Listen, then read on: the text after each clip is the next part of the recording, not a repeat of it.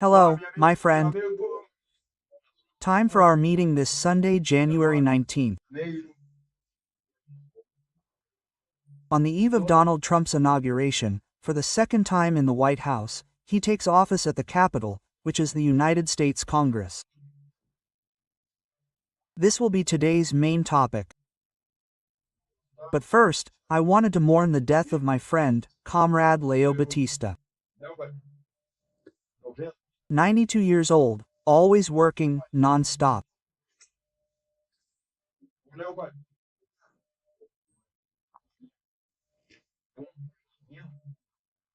Leo Batista, after that savings freeze during the Color administration, on the first day, by Color Iselia Cardozo de Mello, told me I think it was his brother-in-law, my relative, who has a pottery shop, if it breaks, and he takes his own life because of it, because of this story.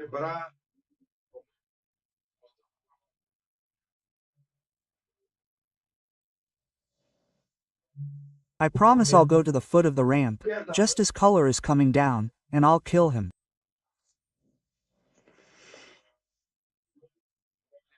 It's also his birthday. It was in 1982 that Elis Regina died. For me, she's one of the greatest singers in Brazil, Elis Maria. Well, Elise was a girl, and my father introduced her on the Sunday morning talk show on Lajado Independent Radio. She was already a thing. She was part of the Clube do Guerrillo Kids Club, in Porto Alegre, Elis Regina, one of the greatest singers.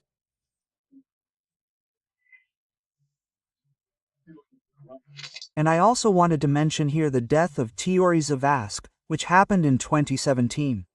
He was the rapporteur for all this nonsense we had to endure, with people returning what they stole and being acquitted.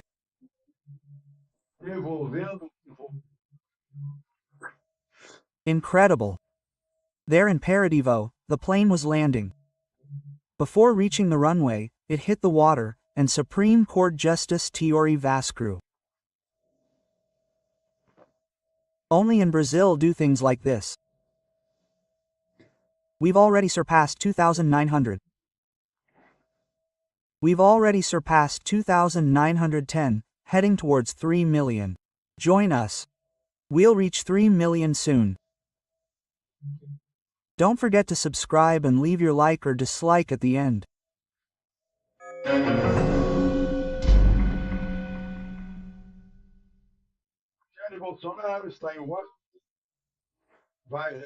Michelle Bolsonaro is in Washington, representing Jair Bolsonaro, her husband, who was invited by President Trump to Inauguration Day this Monday, January 20th.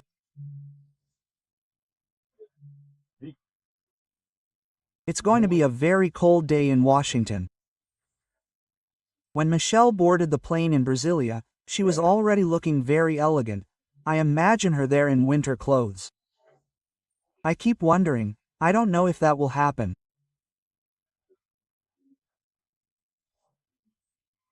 It's Bolsonaro's chair that Michelle occupies, a special place, since they're friends, they're very close, or who knows. Trump is taking a photo with the blonde, his Ukrainian wife, and with his friend Jair's representative, on the other side, right?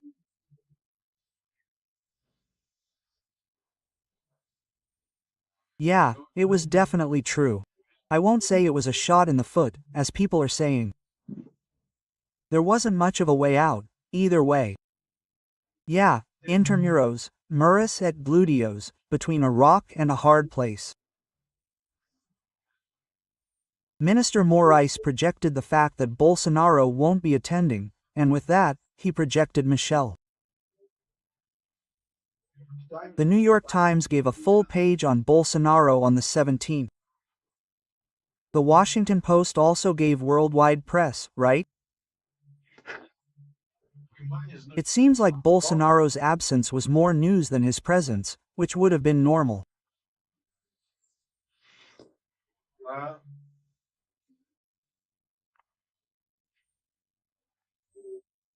Malay, a special guest, from Ecuador, Giorgia Meloni, and, well, a very large group will be there. as well as artists, well-known people even from international wrestling, right, artists, right, and the New World.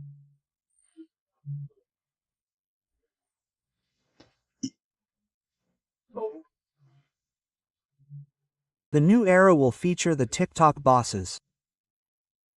I'll talk about that later. The head of China's TikTok will be there. Hey, from X's Target, who is now part of the government, from OpenAI, from Google, Apple, Amazon, right? Plus foreign ministers from important countries like India and Japan.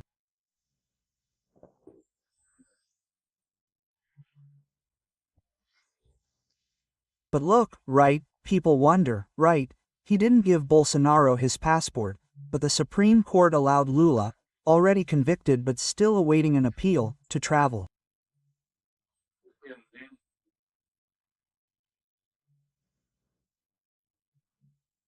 Yes, it did, but everyone knows they're ruling differently, as was the case during the election campaign.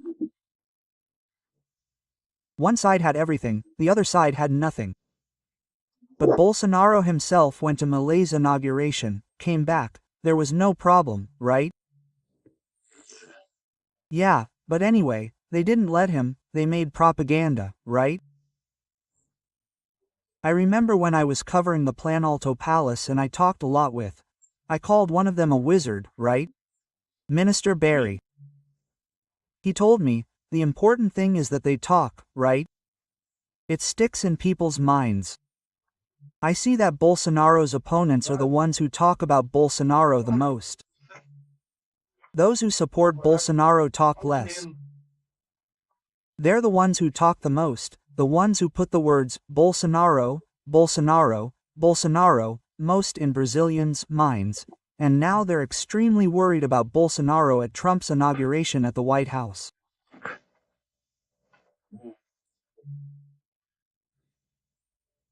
The good thing, if you want to look in the New York Times, page 9, in the front section, section A, from January 17th, a full page about Bolsonaro, right?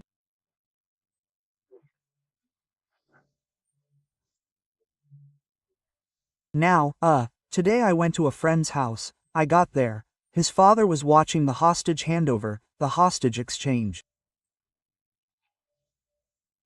No exchange, Rama's handing over hostages and Israel handing over prisoners, right?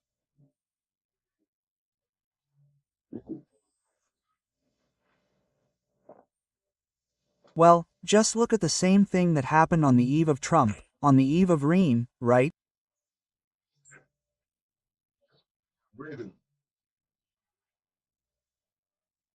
Reagan said, okay, you guys stop this, stop the occupation of the embassy, right?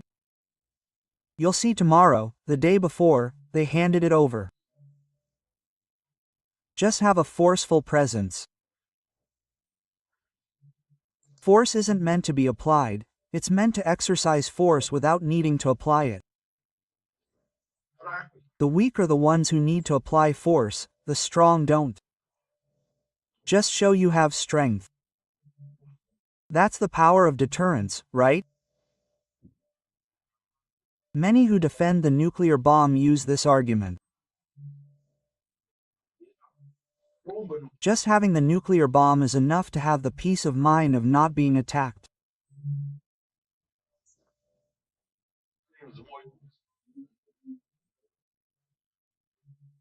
But then the fads come along and then the color throws a spanner in the works in a place in the Amazon where there would be attempts, atomic experiments in Brazil.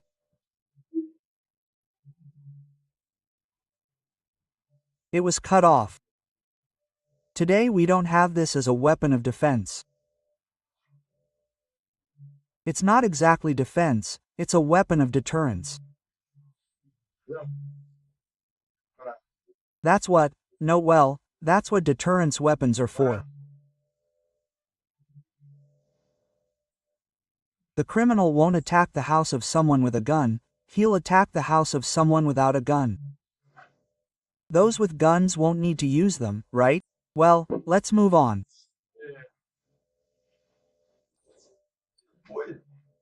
Hey, after the beauty of this hero of the Brazilian people, Nicholas, he's up there, guys, how can he pass a receipt for stupidity?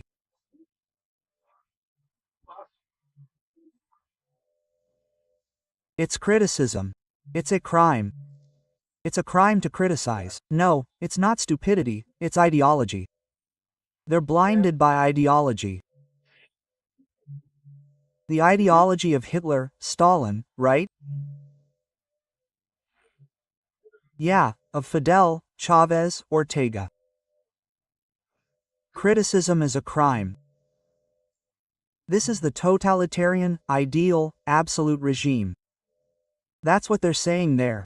2 or 3 guys. I won't mention their names because I won't promote them, right?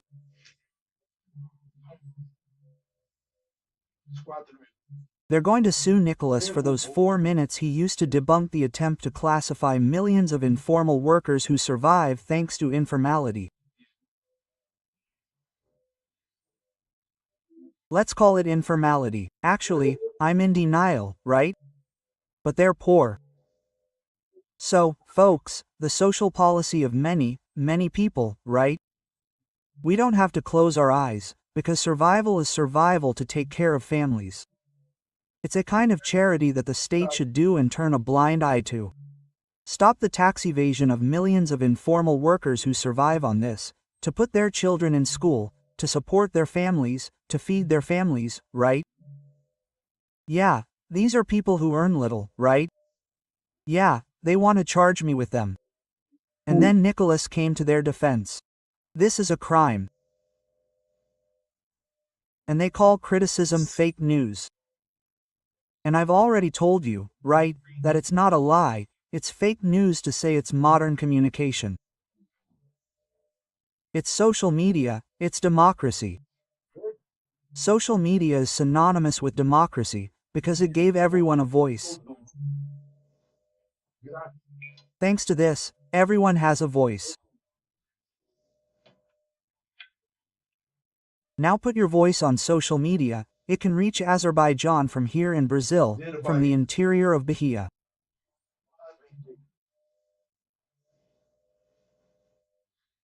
It's the new digital water. They hate this because they hate democracy because they're totalitarian. It's like a scorpion, it's in my nature, stung the frog and sunk them both. It's in their nature. They can't stand democracy. They talk about diversity as propaganda, but they can't stand diversity of opinions, of ideas. That's the issue. Well, TikTok, I promised you I'd talk about this, right?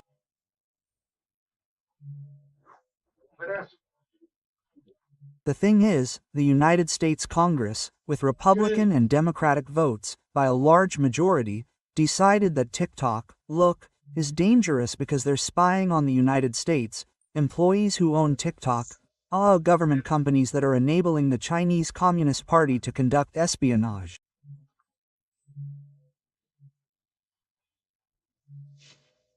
So it can't be done unless it's owned by the United States, right? The CEO of TikTok is there. He was invited by Trump tomorrow.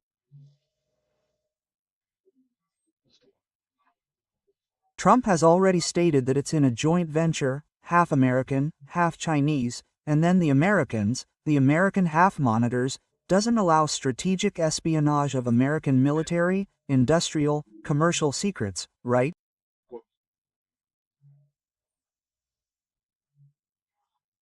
So that's the issue that's being resolved now by TikTok. And just to finish, Brazil is presiding over BRICS, right? Brazil, Russia, India, China, and South Africa, right? Now they're admitting Cuba. How wonderful, as long as Brazil is a partner, Cuba, Bolivia, Uganda. And then we realize that it's a political front against the West, against the United States, which is the leader of the West.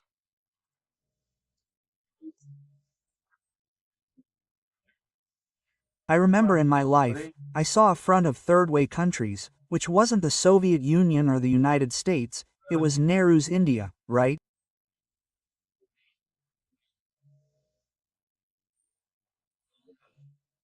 Turkey, Egypt, Nash's, they were third world forces, but it wasn't meant to be against one or the other, it was meant to show that they exist.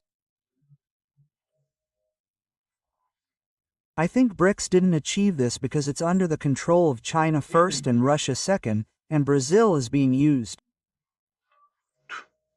From Brasilia, Alexandre Garcia.